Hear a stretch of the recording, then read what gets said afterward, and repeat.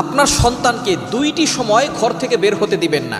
আপনার সন্তানের বয়স যতই হোক না কেন, 1 বছর হোক না কেন, যেই সময়ে আপনার সন্তান বের হলে কঠিন বড় বিপদে পড়ে যাবে, এই দুইটি সময় যদি আপনি আপনার সন্তানকে ঘর থেকে বের হতে দেন, তাহলে আপনার সন্তান বড় ধরনের ক্ষতির ভিতরে পড়ে যেতে পারে। এটা নবীজি সাল্লাল্লাহু আলাইহি ওয়াসাল্লাম নিজেই নিষেধ করে দিয়েছেন।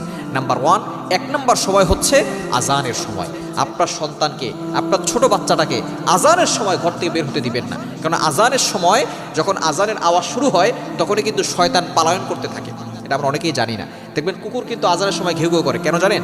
কুকুর কিন্তু শয়তানকে দেখতে পারে। এজন্য আজানের সময় যখনই আজান দিবে, ওই সময় আপনি আপনার সন্তানকে ঘরে আটকে রাখবেন, ঘরে রাখবেন। আপনার সন্তানকে তখন ঘর থেকে বের হতে দিবেন না। আপনার সন্তানকে তখন বাসার ছাদে যেতে দিবেন না। আপনার সন্তানকে তখন ঘরের পিছনে যেতে দিবেন না। কারণ এই সময় আজান দেওয়ার সময় শয়তান পলায়ন করতে থাকে। যতদূর পর্যন্ত আজানের আওয়াজ যায়, ততদূর পর্যন্ত শয়তান পলায়ন করে এবং মাঝখানে যাকে পায় তার উপরে আসর করে থাকে, তার উপরে